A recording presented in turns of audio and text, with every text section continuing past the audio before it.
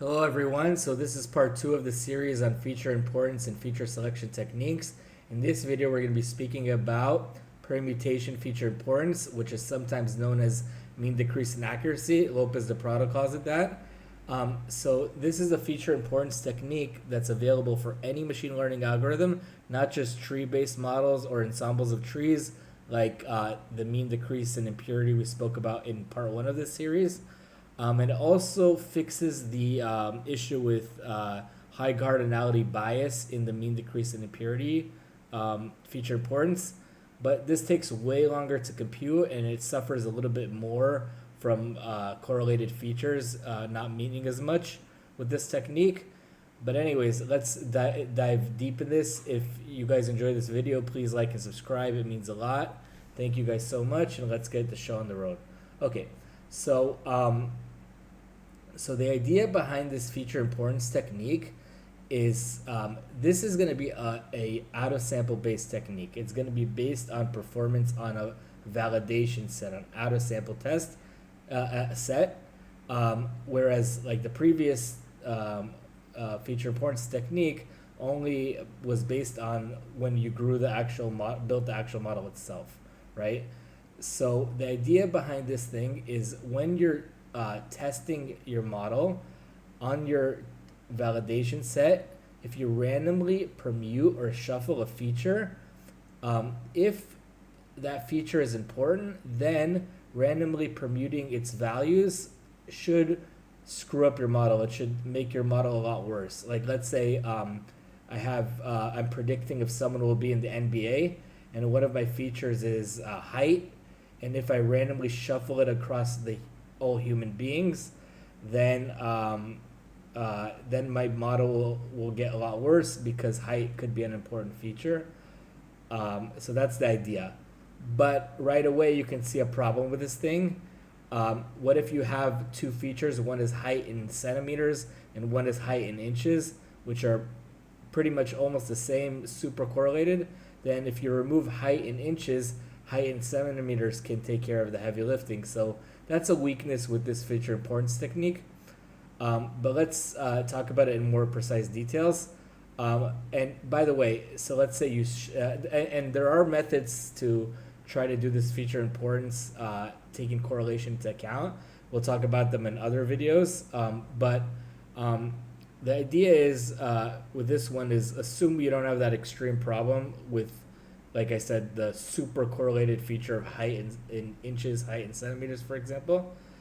So what you would do is you go through each feature, you randomly shuffle that feature, and then you compute the model's performance. Let's assume for now we're just doing accuracy, but it can be any metric. So you compute the model performance after shuffling that feature, and then you see how much worse it is than before. And because this is random, you'll do this like some number of repeat times. Like let's say you repeat it 100 times, take the average of that, and that's your feature importance for feature I. And you do this for all features, and that's how you get the feature importance. And by shuffling, to be a little precise, is let's say we can have like some sort of like dummy data set, like something like this. I can have something like, let me show you like exactly. I have, let's say this is my test set, and it happens that all the features are the same, feature vectors are the same. And let's say I want to randomly shuffle feature 2. So if this is feature 0, feature 1, feature 2, I can use this np.random.shuffle method. So this is, I can go like np.random.shuffle x test dot to like this, and by the way, this shuffles it in place, not a copy.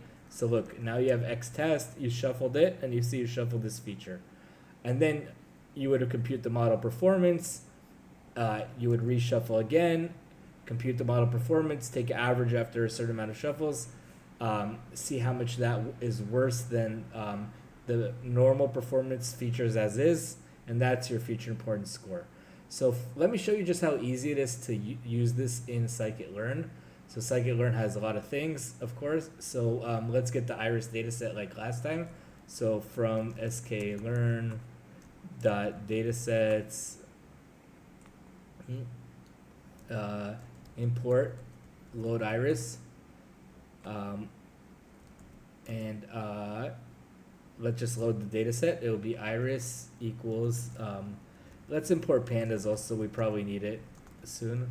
Iris equals load iris. And then we can get the x and y similar to last video. X equals iris dot target, and sorry, x equals iris dot data, y equals iris dot target. Okay, so now we got our x and y. Okay, so unlike last time where we just fit the model on the entire data set, for this feature importance technique, you're going to have to split it into train test because you need some validation set. So let's just do a simple train test split randomly from sklearn. Of course, if you're doing time series stuff, this is the worst way to do it, but it's just assuming generic stuff. So randomly split into train test. Let's do x train, x test, test, y train, y test equals train test split, x, y. Let's do stratify, which means same fraction of the label in train and test. And then let's do a random state.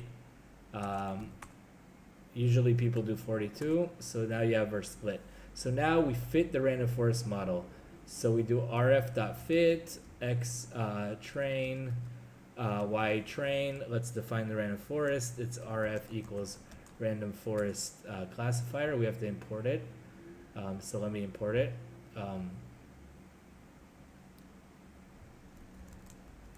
So from sklearn.ensemble import random forest classifier. And by the way, this would be a perfect use case if you have a bigger data set to look at my video on fitting a random forest in QML and not in scikit-learn, because for a large data set, this feature importance technique takes forever. It's highly computationally inefficient. So you fit the random forest here. We'll just use the default parameters. And then, by the way, you can get, like in the previous video, you can get the mean decrease in impurity importances. That comes for free. So I can just do rf.feature importances, and voila, it comes for free. No extra payment needed. And now I'm going to show you how to get the permutation feature importance. So there's a way to do that. You do from sklearn.inspection import permutation importance. Permutation importance equals permutation importance rf x test, because you apply it on your test set, y test, and then you give it a number of repeats. Let's do 1,000 repeats because it'll take a little bit of time, but I want it to match. I want to match this later. So random forest equals 42. Random state equals 42. N jobs. Let's do n jobs equals -1. I think that uses all your cores, so it could be lightning quick comparatively. And then I'll show you what this gives you. So let's run it for a second. Okay. Oops. What did I do wrong?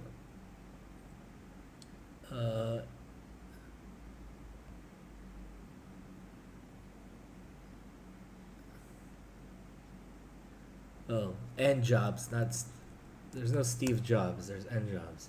Okay, so now, by the way, it gives you an object with like the individual runs, and so it gives you the individual runs, and then it has a mean and standard deviation. We want the mean for this video, so I'll just do this. I'll do importances mean, and then I'll do I'll just call it permutation importances. To not confuse you future people, I'll do this. But I needed this. Okay, so now, oops, okay, anyways, so now I want to just plot and compare both methods. So you can make a data frame out of this. You can make like df feature importances equals pd.data frame. And then I can do permutate. You know what? Let me copy what I have previously. Okay, so I can do df feature importances equals this, and let me sort values by permutation importance. The reason is because that will make the graph in a nice like order by importance. So I'm ordering by permutation importance, and then I'm gonna plot this. So like I'm just gonna copy my code because this is not a matplotlib video, and plus I'm more of a if you guys know my videos, I'm much more of a plotly guy anyway. So MDI important tenses. Okay, so now we have both of these plotted. Okay. So I guess we'll wait. Permutation importance. What do we not have?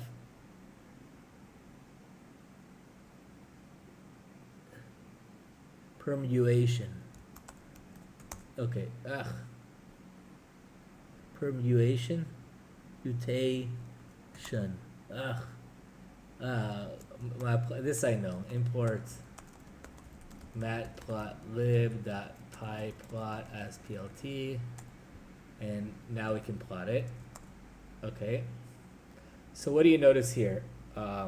Interesting, because okay, so in my previous thing where I kind of did it myself, I said that they had to give the same ranking, which is good. But here they didn't give the same ranking, but they gave these two the same.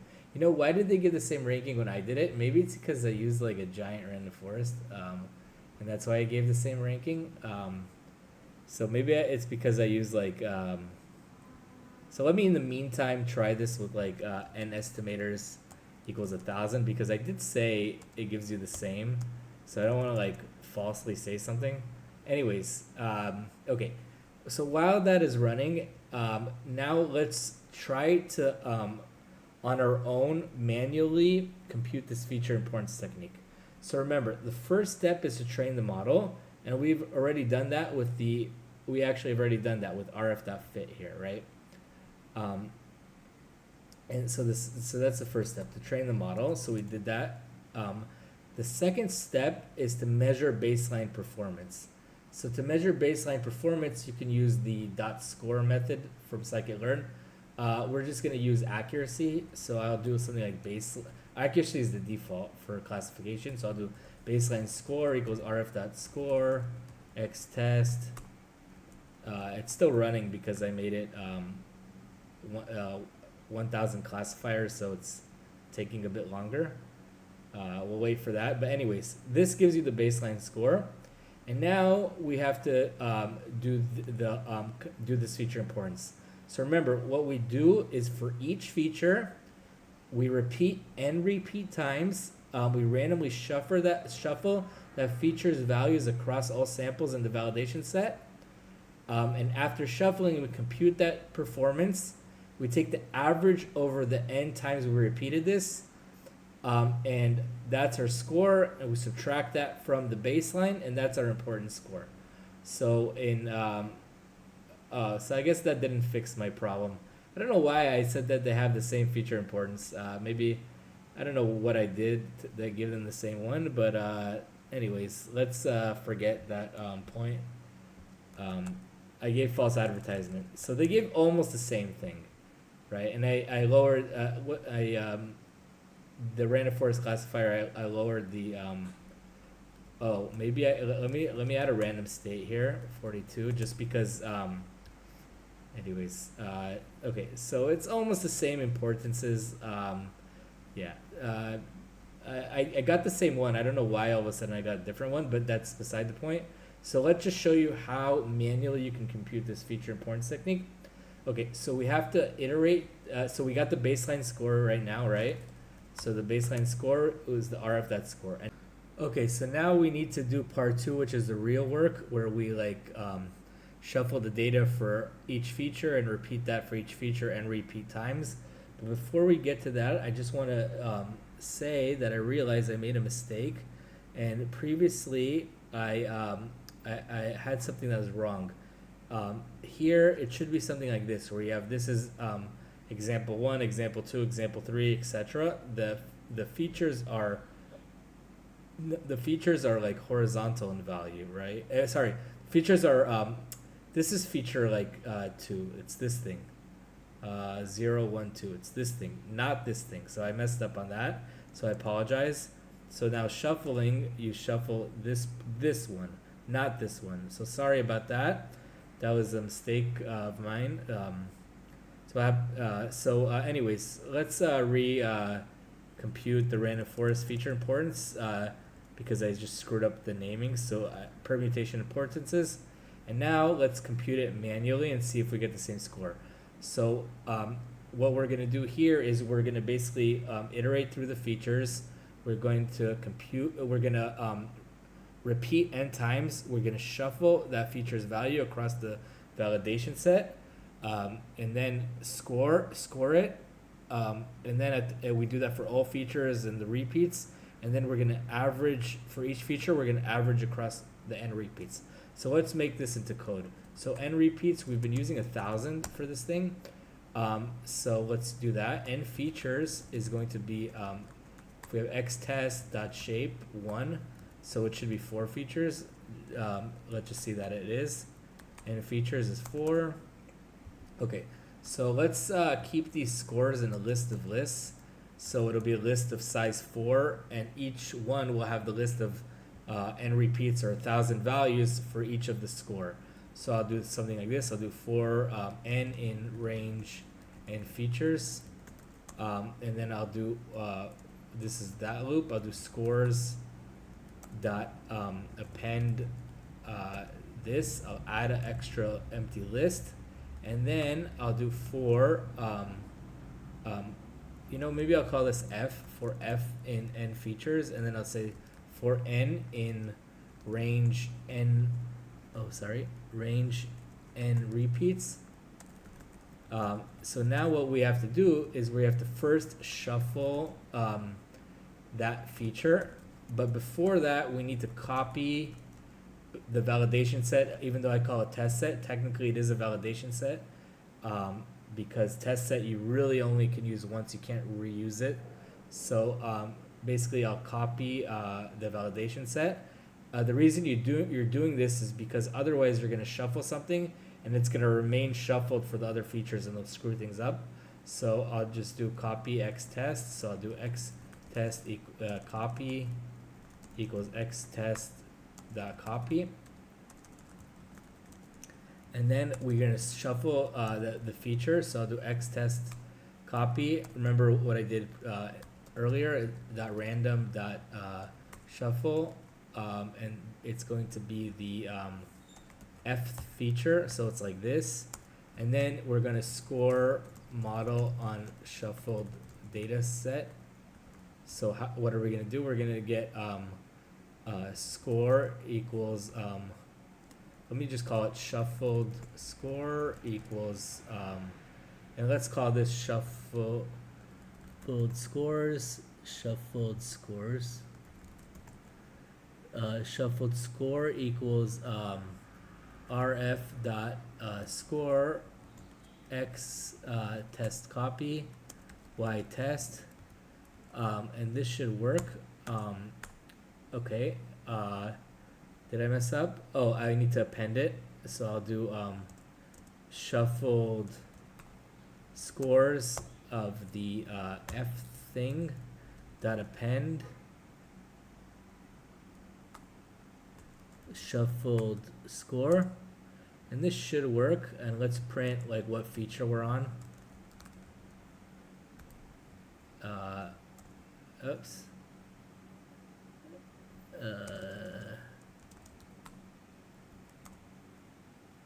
Oh, rf.score.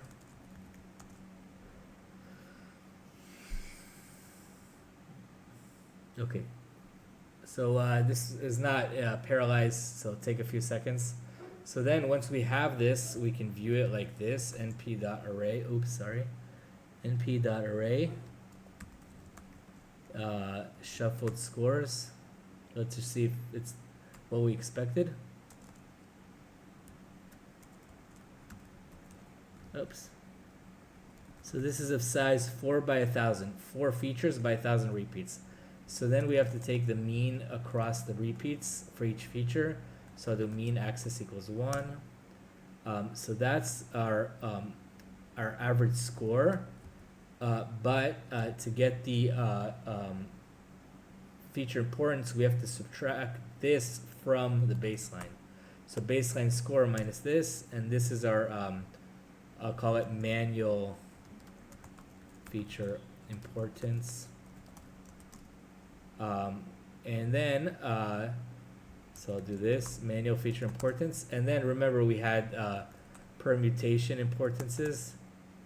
Why is it so off? I wonder why this is the case.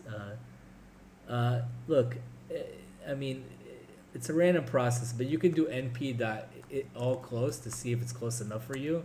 So I'll do manual feature importance, permutation importances. I don't think this is close enough. I'll do absolute tolerance equals 0.01, off by 1%. It is still off by 1%, so it's close enough. Maybe you might get better performance if you do something like numerical performance, if you subtract before and then take the mean. So let me just try that for a second and see if it helps a little bit. Nah, same thing. It's close enough for me. 1% tolerance, it works. 0.01% it doesn't, but it's not exactly the same. Okay, so now that we've shown you how to compute this manually, let's discuss some of the pros and cons with this technique.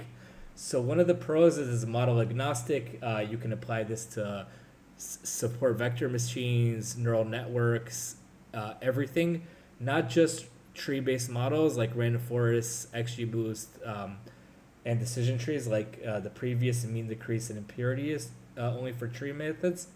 There is no bias towards high cardinality features, and I'll show you this in the same example we did in the last video, where the same exact thing with like a highly high cardinality random feature and an informative feature, and how the random feature now is worthless compared to previously where the mean decrease in impurity found that to be an important feature.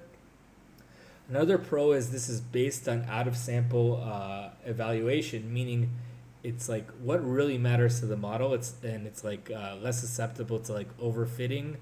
It's not just based on the training set and stuff. It's also easy to simple to interpret. Interpretation basically is like you remove the feature, how much worse are you, or like you screw up the feature, how much worse is your performance. But there are also some cons, like everything in life. So it's computationally expensive. So basically, there's a ton of shuffling and that sort of thing. So for n repeats and n features, you have to basically shuffle n repeats times n features times. And that means you also reevaluate n repeats times n features plus one different models. And of course, if you have k-fold cross-validation, you can multiply that by k, and repeated k-folds, you multiply that by the number repeated. But that's not a big deal with today's modern computational power.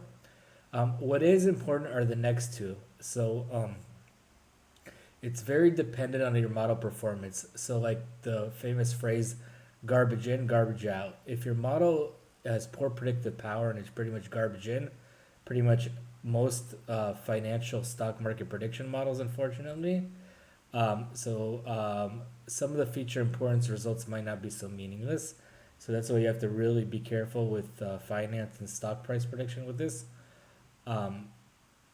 And the biggest weakness with this method is it's very sensitive to correlated features. And it basically kind of like says they're meaningless.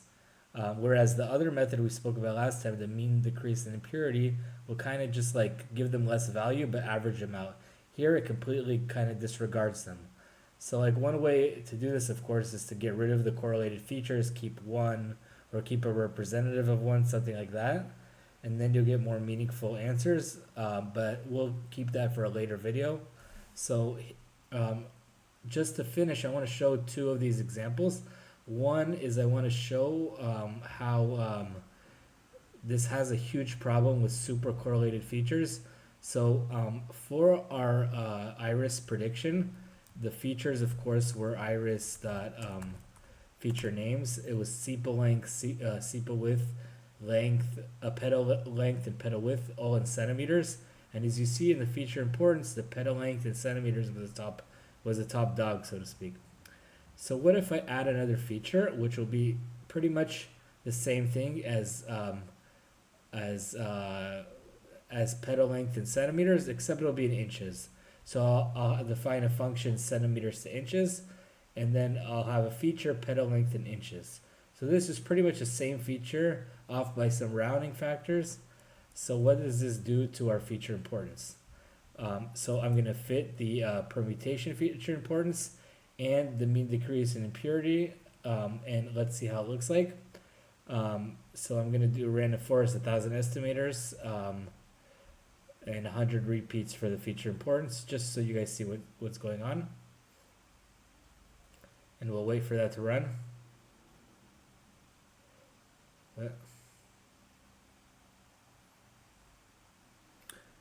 Taking longer than I expected. That's a little weird.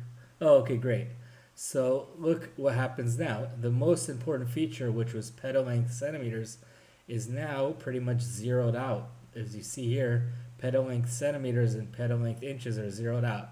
This is, of course, because like they're correlated features, so you get rid of one, you screw up one by shuffling, you still have the other to fill in the slack. So that's the logic behind this.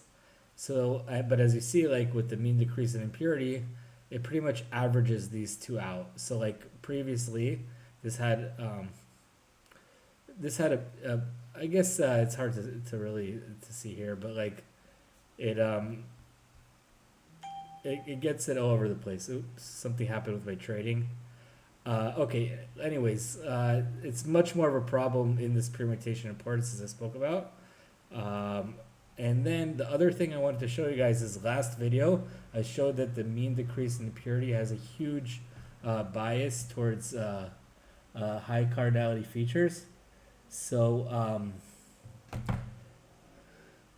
I want to show you how this method, the permutation importance, doesn't suffer from this problem. So like exact same data set as in the previous video where we have an informative feature that's low cardinality, 2 values, that's highly correlated with the label, and a random noise feature.